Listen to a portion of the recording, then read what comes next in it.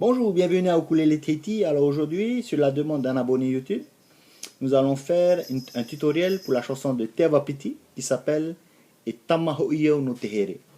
Donc cette chanson, Te Wapiti, il joue les deux premiers couplets en Do, ensuite il fait un solo en Do et ils reviennent pour refaire encore les deux couplets en Ré. Donc voici pour la première version en Do, nous avons besoin de la note Do, la note Fa, la note Sol septième et la note Do septième. Ensuite, après le solo, ils augmentent en Ré,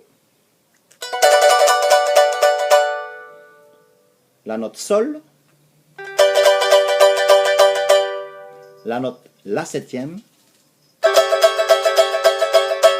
et la note Ré septième. Le rythme de Te Wapiti pour cette chanson, c'est un hula en 4 temps, mais qui est rapide. Donc en fait, il divise les 4 temps en 4 temps. Ça nous fait 4 x 4, 16 frappes en 4 temps. Hein. Donc voici ce que ça donne. Un exemple de la frappe hula rapide de Te Wapiti. Hein.